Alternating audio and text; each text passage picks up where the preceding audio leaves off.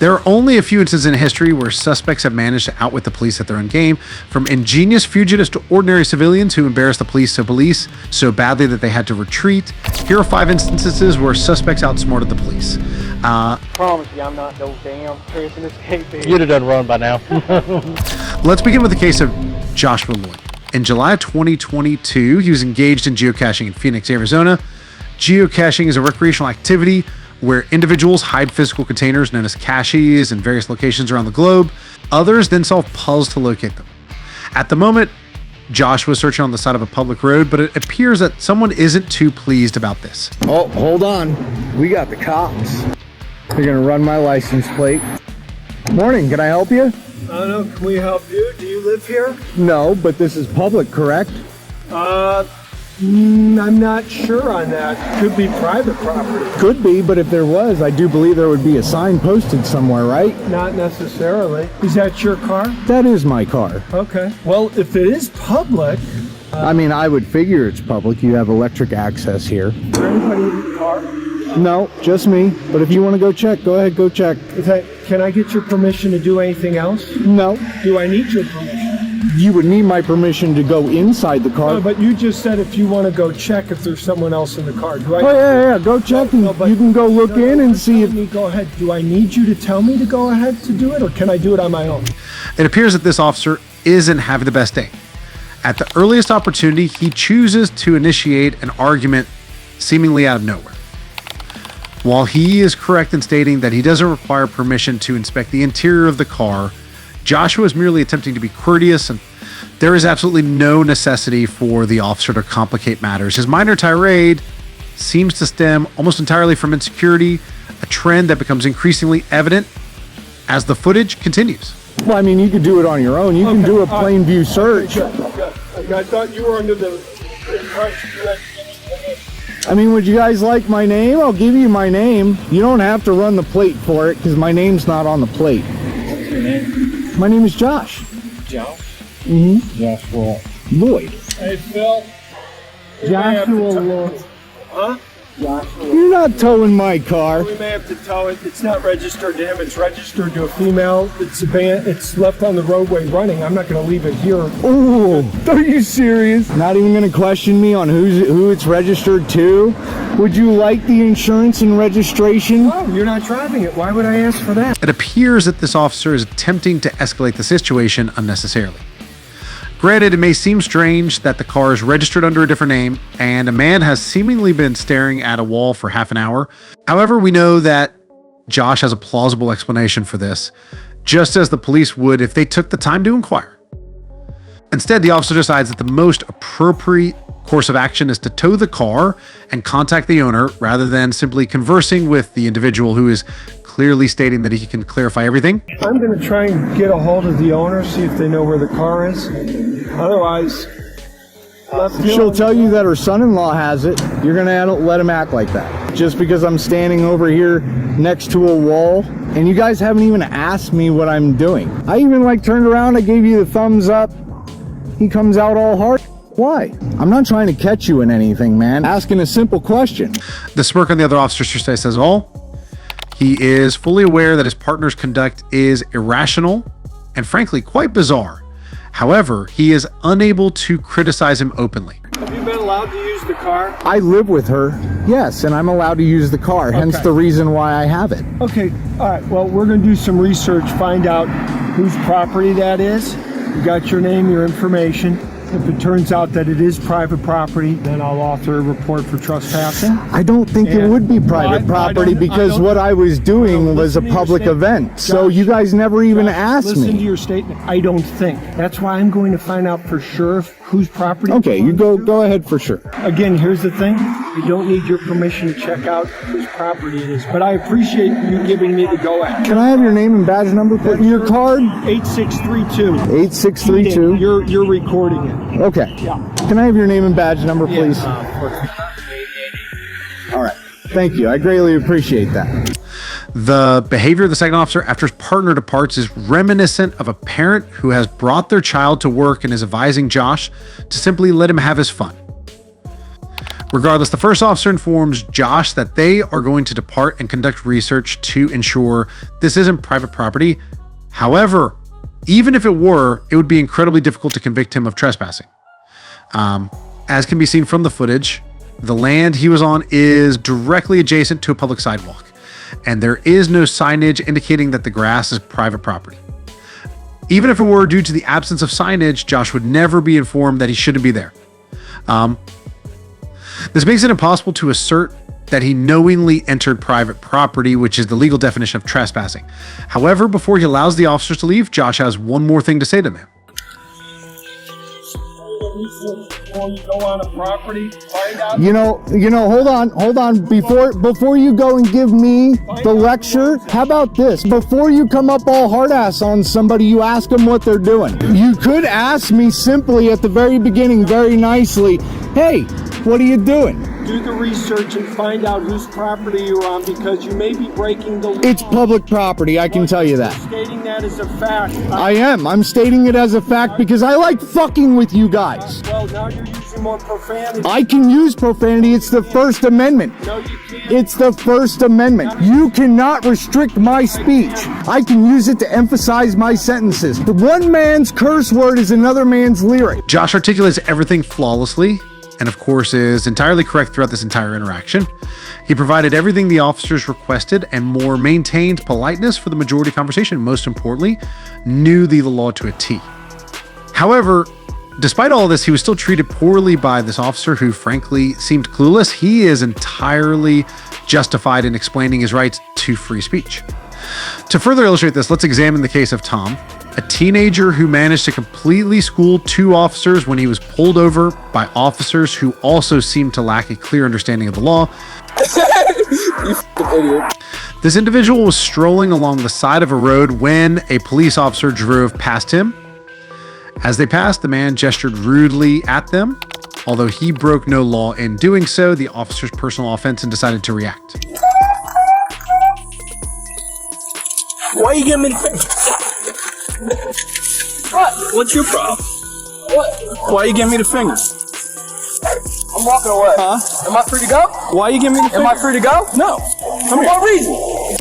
The individual, whom we'll refer to as Tom, is stopped for supposedly making an obscene gesture at an officer. As soon as he begins conversing with the officer, Tom inquires if he is free to leave, and if not, the reason for his detention.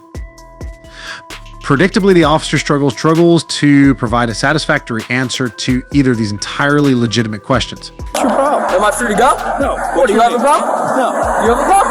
No. You don't have a problem, then I can leave. Why you giving me the finger when you're walking? Huh? Come here. I'm free to go.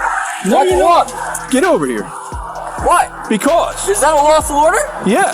For what reason? Because you're giving me the finger. That's legal. No, it isn't. Says who? What's the law? What's your name? The law? What's your name? How old are you? Fortunately, it's not difficult to find the law on this matter. Perhaps unsurprisingly, contempt of cop or police disrespect is a common catalyst for unlawful arrests. However, it's quite straightforward to prove that swearing or gesturing at a police officer in a non-threatening manner is entirely legal across the U.S. Freedom of speech is, of course, protected under the First Amendment, and courts have concluded that giving the finger counts as protected speech. In fact, in 2006, a case was opened against a man in a very similar situation, and the court explicitly stated that directing the middle finger at an officer is a protected expression under the First Amendment. This means that Tom is well within his rights to flip off the officer. Unfortunately, the situation begins to escalate, and even more words are exchanged. Whatever. Fuck you. What?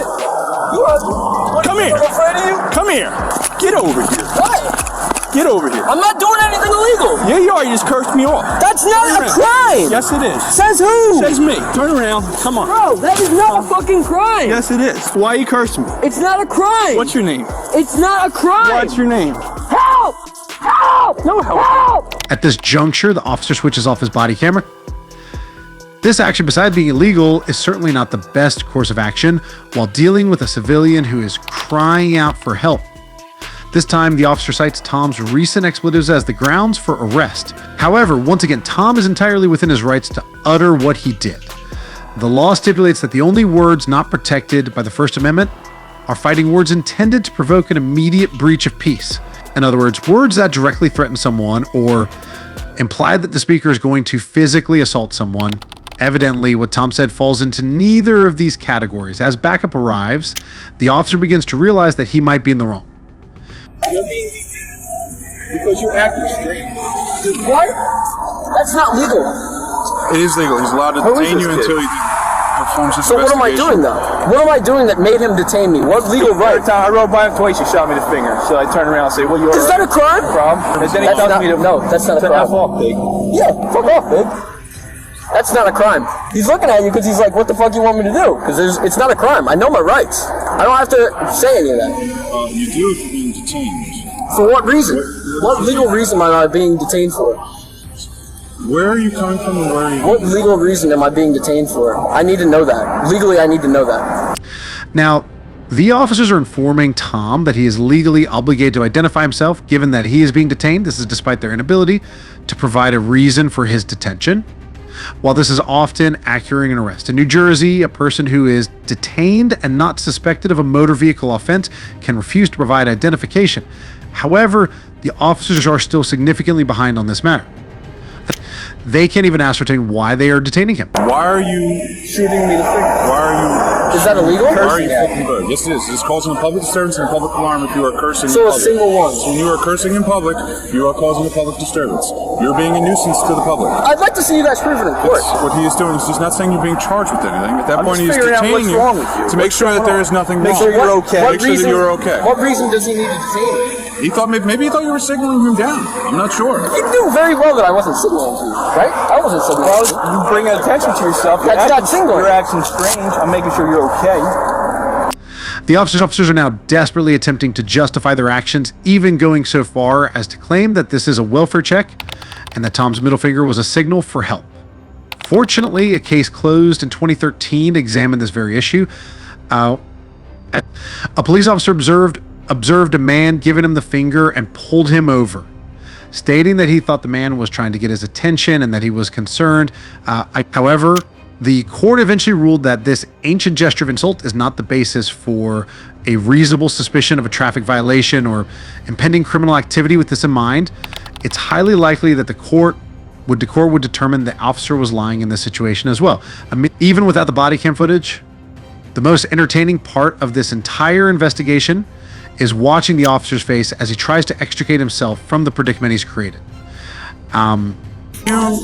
Cursing and using vulgar gestures is So what's causing the a public First Amendment for? It's causing a public disturbance. What's and a the public First alarm. Amendment for? The First Amendment is for your freedom of speech. Okay. Okay. What does that have to do with Was I making using a call to gestures? action? Was I making a call to action? Was I like When you were threatening acting- you in any way? what are you Did I talking threaten you? about? Do you You understand know what a you're- call to action is? Do you understand that you're acting? Is that a call to action? Am I calling for an action to be done against you? No. Do you understand that bringing it is? attention to Listen, yourself and listen, get listen, listen. That's not legal. It's behavior that's out of the ordinary.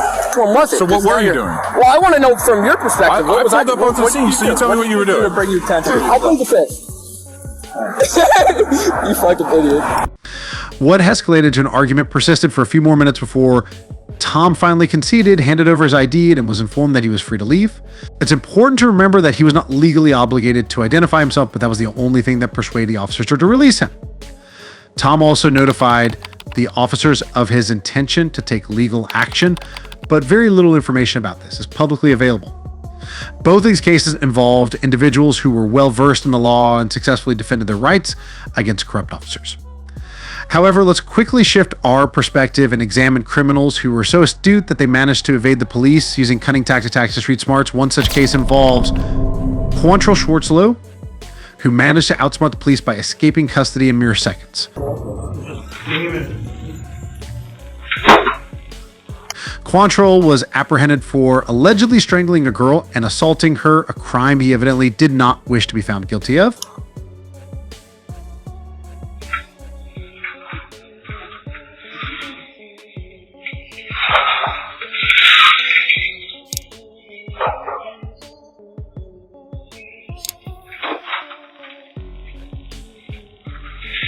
Oh, no. Regrettably for Quantrill, his handcuffs were a clear giveaway, and he was apprehended 4 hours later. Of course, this isn't the only instance of suspects escaping police custody. In fact, Richard McNair's escape plan was so ingenious that he managed to evade jail for 18 months, albeit not without a very close call. Richard was initially arrested for shooting 2 men after he was discovered burglarizing a house in North Dakota. One man was severely injured and the other died at the scene. Richard was handed 3 life sentences for his crimes, but he had absolutely no intention of serving any of them. In 2006, he managed to escape from prison by hiding himself in a pile of mail and being carried straight out the door. However, just hours later, he was apprehended by police while jogging away from the prison. You live around here, buddy? No. Where you live at? Down the road by Pineville. Pineville? Okay. Do you have any form of identification on you? No, man. What's your name? Robert Jones. Richard appears calm, cool, and collected while conversing with the officer. He provides the innocent alias of Robert Jones, stating that he's merely out for a jog around the area where he's stationed for work. That's not the problem right now. What's your address? I don't have an address. I'm at the hotel. We're working on the houses and stuff like that, the roofing. What is? We got an escapee. Oh, shit. Where from? Prison. There's a prison here? Richard must believe that his cover is about to be blown, but he manages to remain calm and composed. He provides a simple, neutral response and maintains a relaxed posture to avoid appearing nervous. The officer then radios in for a detailed description of the fugitive and tries to compare with Richard. How old is your guy? You're how old? 50. Born 56. You said born in 56. 58. Color you got? Green. Well, kind of a turquoise blue. Turquoise blue. Most individuals in this situation would become restless and provide brief, guarded responses due to nervousness. However, Richard somehow manages to provide comprehensive answers to everything and shares a joke with the officer. Gradually, he tries to convince the officer that he's just an ordinary guy and that he's definitely not concealing anything. You know the bad thing about it? What's that? You're matching up to him. Well, that sucks. Yeah.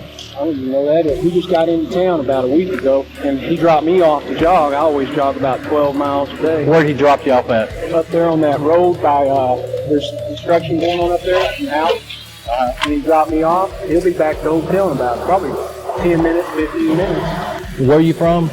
We're originally Dallas, Texas. What's your name again? Jimmy Jones.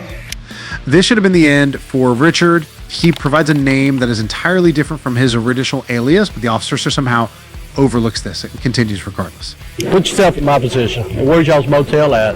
Okay, Walmart's right there. Go right at Walmart, and there's a road, 165, that goes south. Little old tiny hotel. I mean, it's clean, but it's family owned. Little old tiny hotel. Yeah, you know, like a motel deal. You park up there. I promise you, I'm not no damn prison escapee. You'd have done run by now. You know that yourself.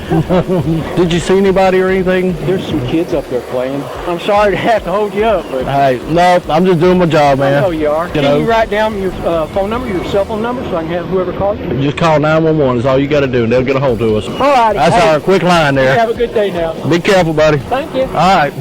Richard McNair was not seen again for 18 months. During his time on the run, he traveled using stolen cars and supplies from Louisiana all the way up to Canada, where he reportedly almost purchased a property and attempted to settle down. In October of 2007, Richard was finally apprehended in New Brunswick after he was identified driving a stolen vehicle miles from where it was last reported. Despite being a murderer, Richard played this incredibly well and simply outsmarted the police and all others on his tail for a year and a half. This officer must have been humiliated, but not as much as the unfortunate officer who encountered Joel Delgado, who had planned his escape days before it actually took place. Joel had been apprehended on a multitude of charges, including trafficking and shooting his girlfriend. He was facing a lengthy prison sentence. However, following his most recent arrest, he informed the police that he had sustained severe injuries. As a result, he was brought to court in a wheelchair. This is why the police were taken aback when the following event occurred.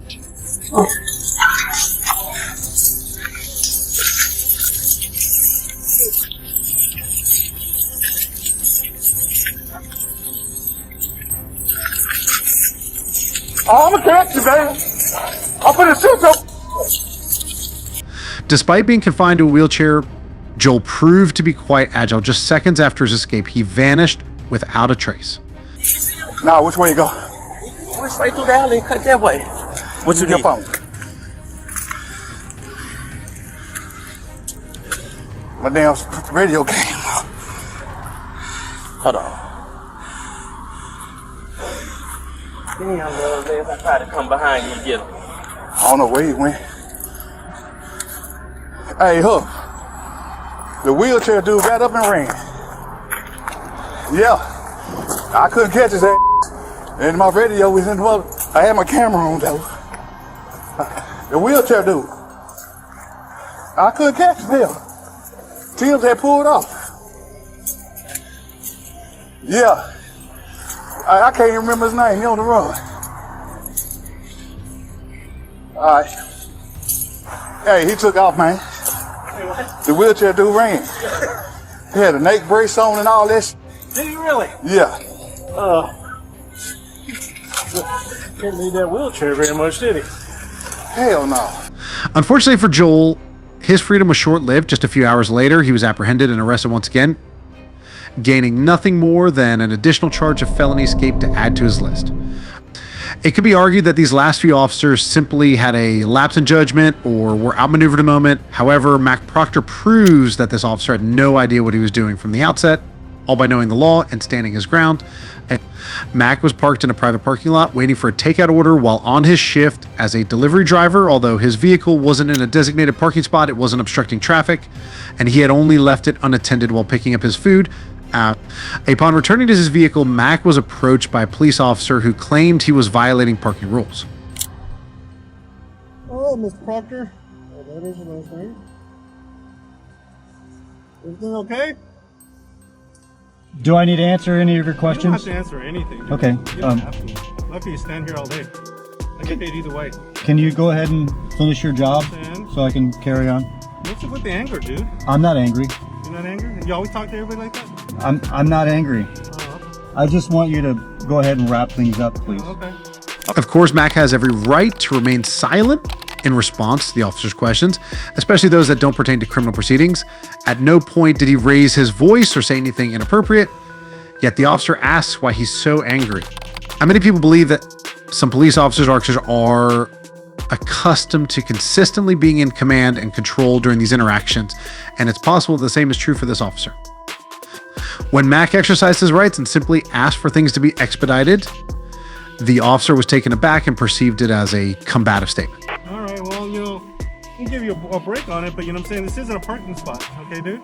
You're not giving me a break. You're harassing me at this point. I'd like to leave. May I leave now, please? Well, do you understand? Am I being detained? Yes, you are. Okay. All right. So do you understand why I stopped you? Do I need to answer any more of your questions? You don't have to. Okay.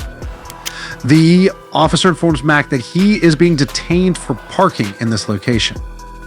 To issue a citation for a parking violation, there must be a breach of local, state, or federal law, such as parking in a handicapped spot without the appropriate permit. Hey, Mr. Proctor, can I just give you your stuff so you can leave?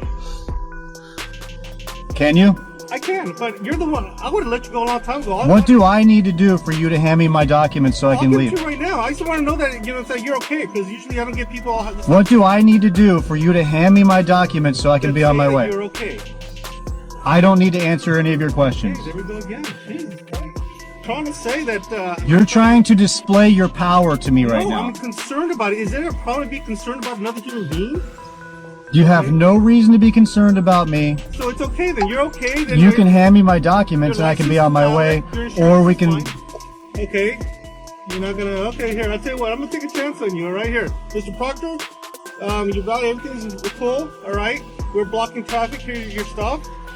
Mac was permitted to leave without any further incidents. However, this interaction raised questions about why he encountered additional difficulties after doing nothing more than exercising his Fifth Amendment right.